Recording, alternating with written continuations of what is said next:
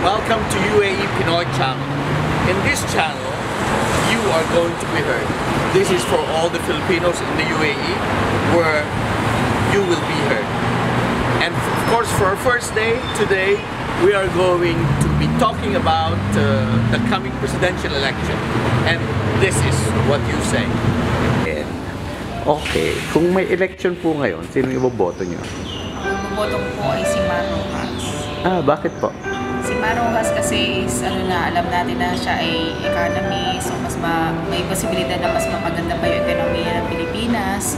And at the same time, medyo gamay niya na rin yung mga mataas ang pinag-aralan niya, gamay niya na rin yung mga batas, yung mga with comes to experience. At saka galing din siya sa pamilya ng mga politicians, so maganda rin yung kanyang background.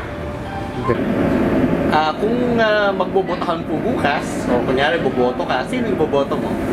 Sino yung boboto? Sa akin, si Duterte. Bakit po si Duterte? Para tingin lang corruption. Mga adik. Mga corruption para magkaroon ng panibagong buhay sa Pilipinas. Okay. Ba't palagay mo yung mga ibang contenders hindi nila magagawa ang magagawa ni Duterte? Siguro kasi pinagmulan ni Duterte nung sa Davao. Makikita mo naman yung ganda ng Davao at saka disiplina ng mga tao. Okay. So sana magawa niya yun. Kung presidente man lang siya. Presidente siya. Sino po yung boboto ninyo? Duterte. Bakit? May panindigan siya. Okay. Ayaw na po sa droga, tsaka yung corruption po. Okay. Palagay nyo malaki ang magagawa niya sa Pilipinas? Opo. Okay. Kunyari po boboto kayo. Sino yung boboto nyo? Duterte. Si Duterte. Bakit po? I-try din yung kamay na bakal. Okay. So sa palagay nyo kailangan ng Pilipinas ng kamay na Kasi bakal? naman ang buhay na sa atin, puro krimen na lang. Malay mo pag siya nanalo, may iba naman. Okay. Action. Okay. Kung boboto po kayo, sino yung boboto po ninyo? Si Duterte po. Bakit po? Kasi ko mas may magagawa siya kaysa ibang mga politiko. Tsaka stricto po siya, stick to the rules po kasi siya. Kaya mas pabor po sa kanya. Para din po sa lahat. Wonderful. Okay.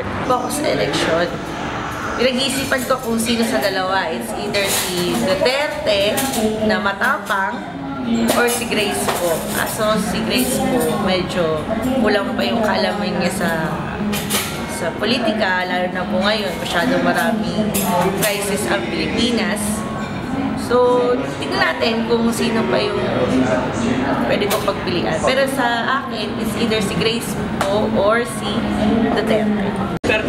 Duterte ka. Bakit si Duterte? Kasi para mabago naman yung ng bansa natin, baka siya yung pagbabago ng... Ba't sa palagay mo yung ibang kandidato hindi pwedeng magpabago?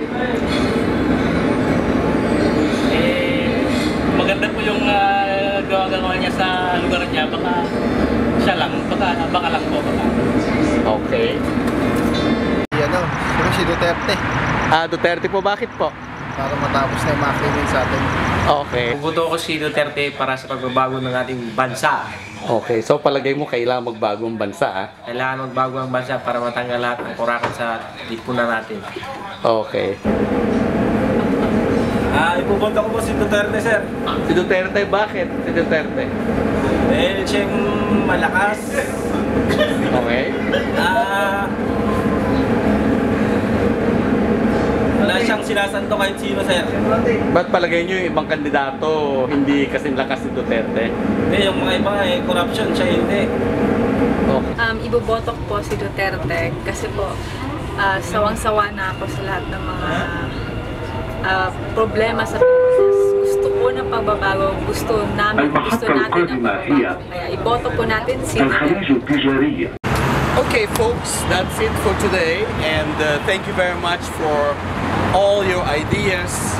Now next week we'll be going to have an issue and I wanted to ask if you agree or do you favor same-sex marriage? That's for the next one. For the meantime, subscribe down here and we'll see you. Bye-bye.